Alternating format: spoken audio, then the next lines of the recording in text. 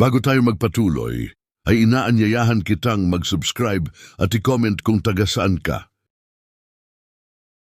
Sa isang bayan sa probinsya ng Laguna ay nakatira si Mary. Kasama niyang nakatira doon ang mga kinagisnan niyang magulang na sila Rene at Rowena. Mula pagkabata ay alam ni Mary na isa lamang siyang ampon, kaya ramdam niya ang pagkakaiba ng trato sa kanya ng kinagisnang magulang at sa mga tunay nilang anak. Sanggol pa lamang si Mary ay iniwan na daw siya ng kanyang ina kay Rowena at simula nga noon ay sila na ang nagpalaki dito. Ang ina naman ni Mary ay hindi na muling nagpakita pa sa kanya at kahit kailan daw ay hindi siya nito kinamusta. May dalawang anak sila, Rene at Rowena, na sina Wendy at Jane. Akala kasi noon nila, Rene at Rowena, ay hindi na sila magkakaroon ng anak, kaya pumayag silang ampunin noon si Mary. Ngunit pagkatapos lang ng 2 taon ay nabuntis na si Rowena at isinilang na si Wendy at si Jane naman ang sumunod pagkalipas naman ng 1 taon. Alam nila Wendy at Jane na ampun lang si Mary, kaya madalas nila itong utusan kahit na mas matanda pa ito sa kanila. Madalas din ay si Mary pa ang gumagawa ng mga assignments nila sa school habang sila ay naglalaro lamang sa cellphone nila o di kaya ay nakikipag-usap sa kanilang mga nobyo. Hoy Mary, ikaw na ang gumawa ng assignment ko sa algebra, ang hirap kasi at kausap ko pa si Patrick sa cellphone. Wika ni Wendy kay Mary at binigay dito ang kanyang libro. Si Rene ay nagtatrabaho bilang driver sa isang kumpanya ng mga soft drinks, samantalang si Rowena naman ay sa isang bangko at kapwa silang may malaking sweldo. Ramdam ni Mary ang pagkakaiba niya kina Wendy at Jane. Ang mga ito kasi ay sa private school pumapasok, samantalang siya naman ay sa isang public school lamang. Ang dalawang magkapatid ay palaging may bagong mga damit, samantalang si Mary ay kupas at lumang mga damit ang mayroon. Sa tuwing may mga family gatherings naman sa eskwelahan ni Mary, ay walang nagpupunta para sa kanya. Malungkot niyang pinagmamasdan ang mga kaklase niyang kasama ang kanilang mga magulang tuwing may family day sa kanila. Mary, wala pa ba ang mga magulang mo? Hindi mo ba sila kasama ngayon? Wika ni Mrs. Reyes kay Mary, wala pa po sila teacher, baka natrapik lang po sila. Wika ni Mary sa kanyang guro, pero alam niya sa sarili niyang walang darating sa mga ito. Minabuti niyang pumunta na lamang sa kanilang silid at doon ay hinintay niyang matapos ang kanilang programa. Malungkot siya at halos umiiyak habang pinagmamasdan ang mga masasayang pamilya doon. Pagkatapos naman ng programa ay kinausap siya ng kanyang guro. Mary, alam kong walang nagpunta sa mga magulang mo. Sana ay sinabi mo agad sa akin para ako na lang ang kasama mo sa program kanina. Wika ni Mrs. Reyes na pinipigilan ang pagpatak ng mga luha dahil naaawa sa kanyang estudyante. Ayos lang po yun, teacher. Nasanay na din po ako, tanggap ko naman po yun dahil hindi naman po nila ako tunay na anak. Malungkot na sagot ni Mary sa guro. Niyakap siya nito at doon ay hindi na din napigilan ni Mary ang umiyak. Iyon ang unang pagkakataon na may yumakap sa kanya. Ramdam niya ang pagmamahal noon ng isang ina. Pagmamahal na hindi pinaramdam sa kanya ni Rowena kahit kailan. Pagdating naman sa mga gawaing bahay, ay halos lahat ng iyon ay si Mary lamang ang gumagawa. Mula sa paglilinis ng bahay hanggang sa paglalaba ng damit ng mga ito. Kahit napapagod na siya sa gawaing bahay, ay kailangan niyang tiisin ang mga iyon dahil alam niyang iyon ang kabayaran sa pagpapakain at pagpapalaki sa kanya. Hoy Mary, gumising ka na dyan. Maaga kaming aalis at ikaw lang ang maiiwan dito sa bahay. Huwag kang aalis dahil baka mapasok tayo ng magnanakaw. Pupunta kaming Tagaytay at baka 2 araw kami doon. Ito ang wika ni Rowena na gumising kay Mary. Pagbalik namin ay gusto kong malinis at maayos ang bahay. Labahan mo na din ang lahat ng mga maruruming damit namin doon. Ito ang 200 pesos, pagkasyahin mo na lang pambili mo ng ulam. Dagdag pa ni Rowena at nakita niyang sumakay na ng kanilang kotse ang mag-anak. Napaiyak naman siya nang siya na lang ang maiwan sa bahay. Kahit kailan ay hindi pa niya naranasan na isama ng mga iyon sa pamamasyal. Bakit nga ba ganito ang nangyayari sa akin? Nasaan na ba ang nanay ko? Ito ang mahinang sambit ni Mary sa kanyang sarili habang naglilinis ng bahay. Samantala, ang ina naman ni Mary na si Helen ay namamasukan bilang katulong sa ibang bansa sa isang mayamang matandang babae. Halos 10 taon na nga din siyang nag-aalaga sa matanda. Ang matandang ito may sakit na at sabi ng doktor ay hindi na magtatagal ang buhay. Walang asawa at pamilya ang matandang iyon maliban sa nag-iisa nitong pamangkin na si Melody. Sa bahay naman ay puro katulong lamang ang kasama ng matanda. May ilan itong mga negosyo at ang pamangkin nitong si Melody na ang nag-aasikaso. Isang araw ay kinausap ni Melody ang lahat ng katulong at kasambahay ng kaniyang tita Concha. Magandang araw sa inyo. Ako ang nag-iisang pamangkin ni Tita Concha at alam niyo na sigurong mahina na ang kanyang katawan, sabi ng kanyang doktor. Kung mawawala man siya sa atin, ay gusto ko lang sabihin sa inyo na ibebenta ko ang bahay na ito. Huwag kayong mag-alala dahil lahat kayo ay makakatanggap ng malaking halaga bilang pag-aalaga sa aking tiyahin na may sakit. Ito ang wika ni Melody sa lahat ng katulong sa mansyon. Habang si Helen naman ay biglang naalala ang anak. Kamusta na kaya ang anak kong si Mary? Natatanggap kaya niya ang mga perang pinapadala ko para makapag-aral siya sa magandang eskwelahan? Ito ang tanong ni Helen sa kanyang sarili.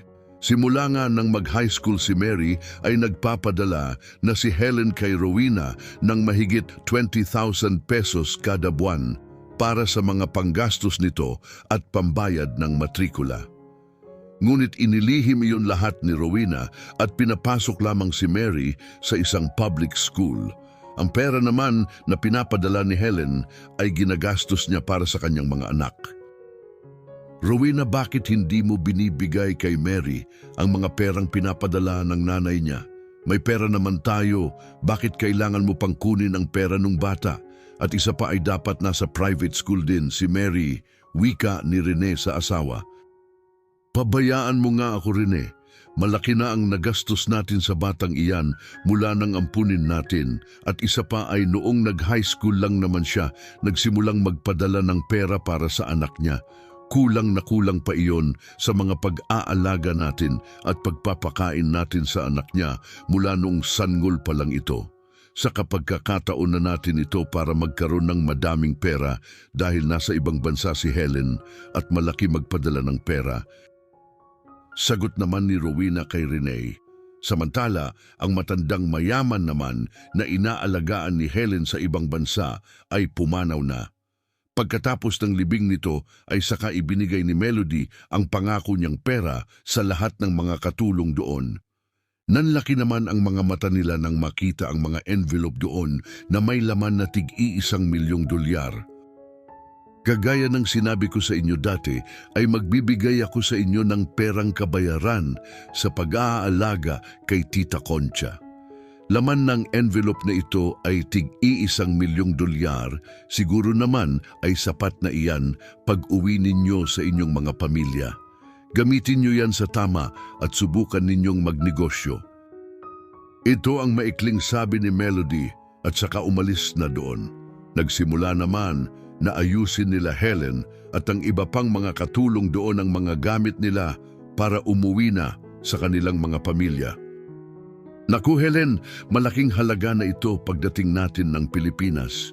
Bibili agad ako ng bahay at sasakyan pagka-uwi ko. Wika ni Sofia kay Helen na isa ding katulong doon. Ako naman ay kukunin ko na ang anak ko. Pinaampun ko siya dati dahil hindi ko siya kayang buhayin. Pero ngayon ay babawi ako sa kanya at ibibigay ko ang lahat. Sagot ni Helen habang nag-iimpake ng kanyang mga gamit. Masaya si Helen dahil sa wakas ay makukuha na niya ang anak niya Agad naman siyang bumili ng tiket pauwi ng Pilipinas. Isang gabi naman ay nawala ang gintong kwintas ni Wendy sa kanyang kwarto. "Hoy Mary, ilabas mo na ang kwintas ko. Alam kong ikaw lang ang pumasok sa kwarto ko noong nakaraang araw." Ito ang malakas na boses ni Wendy isang gabi nang hindi niya makita ang kwintas na regalo pa sa kanya ng ina. "Naku Wendy, hindi ko kinuha ang kwintas mo. Hanapin mo muna dyan at baka nailagay mo lang sa ibang lugar," sagot naman ni Mary. Narinig iyon ni Rowena at agad na pinagalitan si Mary at sinabing ilabas na niya ang kwintas ng anak. "Mary, kapag hindi mo nilabas ang kwintas ni Wendy ay mabuti pang lumayas ka na dito sa bahay namin. Matagal na kitang gustong palayasin dito pero hindi ko lang magawa. Matapos ka namin palakihin at pakainin ay nanakawan mo pa ang anak ko," wika ni Rowena habang sumisigaw kay Mary at muling nagsalita si Wendy. "Tama, lumayas ka na dito sa bahay namin, dagdag palamunin ka lang naman dito tapos magnanakaw ka pa. Wala kang utang na loob sa mga taong umampun sa'yo. Lumayas ka na Mary." Sabat naman ni Wendy. Samantalang si Rene naman ay sinabihan si Wendy na hanapin muna ang kwintas at baka nailagay niya lang sa kung saan. "Hanapin mo muna Wendy ang kwintas mo. Huwag mong basta-basta pagbibintangan si Mary," wika ni Rene. Pero nagalit lalo si Rowena at kinuha na ang lahat ng damit ni Mary at itinapon na sa labas ng bahay. "Teka lang Rene, bakit mo ba pinagtatanggol yan si Mary? Kinuha na nga niya ang kwintas ng anak mo. Dapat sa kanya ay pinapalayas dahil wala siyang utang na loob." Hinagis ni Rowena sa labas ng bahay nila ang lahat ng damit at gamit ni Mary. Gabi na iyon at hindi alam ni Mary kung saan siya pupunta. Habang umiiyak ay unti-unti niyang pinupulot ang mga damit niya at nilalagay sa isang bag. Hindi pa man siya nakakalayo sa bahay nila, Rowena ay dumating ang isang kotse at nagtanong kay Mary. "Saan nga ba dito ang bahay nila Rowena Santos? Nakalimutan ko na kasi, matagal na akong hindi nakapunta dito," tanong ng isang babaeng sakay ng kotse pero biglang natigilan ng babae nang makita ang kwintas na suot ng dalaga at makilala ito. "Teka miss, ikaw ba si Mary? Sa anak ko kasi ang kwintas na yan, binigay ko yan sa kanya nung iwan ko siya kina Rowena," wika ni Helen na nag-uumpisa ng mapaluha. "Ako nga po si Mary, kayo po ba ang nanay ko?" wika ni Mary sa babae. Bumaba ng sasakyan si Helen at niyakap ng mahigpit ang anak. Doon ay tumulo ang madaming luha, mga luha ng pananabik sa isa't isa. Matagal ang yakap na iyon na gustong punan ang mahabang taon na nagkahiwalay sila. "Ako nga ito ang nanay mo, pero teka saan ka pupunta at dala mo ang mga damit mo?" wika ni Helen sa anak nang mapansin ang madami nitong dalang damit. "Pinalayas po kasi ako ni Nanay Rowena dahil pinagbintangan nila akong kumuha ng kwintas ng anak nila." Agad na pinasakay ni Helen ang anak sa kanyang sasakyan at doon sila nag-usap at inutusan ni Helen ang driver nito na idiretso na sa kanilang bahay. Nakabili si Helen ng isang malaking bahay mula sa perang kanyang nakuha sa ibang bansa. Bumili din siya ng sasakyan at plano niya itong ibigay lahat kay Mary kapag nagkita na sila. Naawa naman si Helen sa hitsura ng anak na payat at mukhang pagod na pagod. Pagdating sa bahay ay namangha si Mary sa sobrang laki niyon. "Inay, sa inyo po ba ang bahay na ito? Napakalaki po ng bahay ninyo," namamanghang wika ni Mary. "Anak, para sa iyo ang lahat ng ito. Babawi ako sa mga pagkukulang ko sa iyo." "Teka lang, binibigay ba sa iyo ni Rowena ang mga perang pinapadala ko sa iyo? Sa private school ka ba pumapasok?" Sunod-sunod na tanong ni Helen sa anak. Nagtaka naman si Mary sa perang sinasabi ng ina. Wala pong pera na binibigay sa akin si Nanay Rowena at sa public school lang po ako pumapasok." Nagulat naman at halos mamula ang mga mata ni Helen sa narinig sa kanyang anak. Dito niya napagtanto na niloloko siya ni Rowena. 20,000 pesos ang pinapadala ko sa kanya mula noong high school ka para makapag-enroll ka sa isang private school. Hindi ko akalain na ganyan pala ang gagawin niya sa'yo, wika ni Helen at gustong sugurin si Rowena. Kinabukasan ay maaga silang umalis ni Mary para mamili ng mga bagong damit. Kumain din sila sa isang mamahaling restaurant. Kitang-kita ni Helen ang kasiyahan sa mata ng kanyang anak. Pagkatapos ay nagpunta sila sa isang salon para ayusan si Mary. Sinuot din niya ang binili nilang damit at saka nagtungo sa bahay nila Rowena. Habang papunta na sila doon ay tinawagan muna ni Helen si Rowena. Rowena, kamusta ka na? Kamusta na ang anak ko dyan?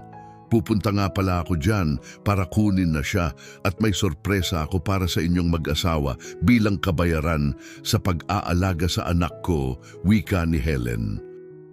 Mabuti naman kami dito, Helen. Bakit naman biglaan yata ang pagpunta mo? Si Mary, maayos naman siya at nasa bahay ng kaklase niya para sa isang project. Ito ang nauutal na wika ni Rowena.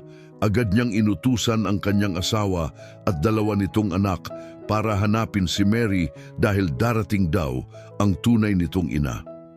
Nagmamadali silang lumabas ng bahay, ngunit nagulat sila nang biglang dumating ang isang kulay puting SUV at bumaba doon si Helen. "O Rowena, saan kayo pupunta? Mukhang nagmamadali yata kayo." Halos natigilan sila at hindi alam ang gagawin. "Si Mary ba ang hinahanap nyo?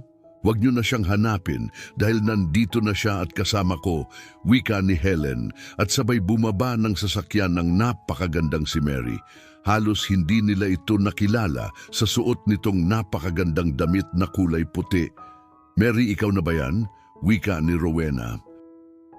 "Si Mary na nga yan. Malayong malayo sa hitsura niya kahapon nang makita ko siya sa kalsada. Papunta na sana ako dito kagabi nang makasalubong ko siya, dala ang lahat ng kanyang damit na parang basahan. Ang buong akala ko ay tinuring niyo siyang tunay na anak. Pero ginawa niyo lang palang katulong dito. Sayang, Rowena. Sayang dahil magbibigay pa naman sana ako 3 milyon sa inyo kapalit ng pag-aalaga niyo sa anak ko. Pero mukhang hindi na kailangan dahil matagal na niyang pinagbayaran yun sa inyo." Wika ni Helen ng may tapang. Pagkatapos niyon ay umalis na sila Helen at Mary doon. Naiwan sila Rowena at Rene na halos hindi makapaniwala sa mga nangyari. "Di ba sabi ko sa iyo, Rowena, huwag mong palayasin si Mary. Nang dahil lang sa kwintas ay pinalayas mo siya. Tapos nakita lang ni Wendy ang kwintas na yon sa ilalim ng higaan niya at nahulog lang pala. Sinayang niyo ang 3 milyon. Pwede na sana tayong magretiro sa pagtatrabaho." Wika ni Rene na labis ang panghihinayang. Pinagalitan naman ni Rowena si Wendy nang malaman nitong nahulog lang pala sa ilalim ng higaan ang nawawala nitong kwintas. Samantala, sila Helen at Mary naman ay dumiretso sa isang parke para mamasyal. Gustong bumawi ni Helen sa kanyang anak sa mga panahong hindi niya ito kasama. Pinag-enroll niya din ang anak sa isang private school na noon ay malapit nang makagraduate sa high school. Nangako si Helen sa anak na hindi na sila maghihiwalay pang muli. Masaya naman si Mary dahil sa wakas ay kasama na niya ang kaniyang ina at hinding-hindi na muling mangungulila dito. "Sa wakas, inay, may kasama na ako tuwing family day sa school." Ito ang masayang nasabi ni Mary sa kaniyang ina habang yakap-yakap siya nito. At dito nagtatapos ang kwento natin para sa araw na ito. Ikaw, ano ang natutunan mo sa kwentong ito? Paki-comment na yan sa ating comment section at pupusuan natin yan. Kung nagustuhan mo ang kwentong ito ay mag-subscribe lang sa ating channel para sa mga susunod pang videos. Maraming salamat!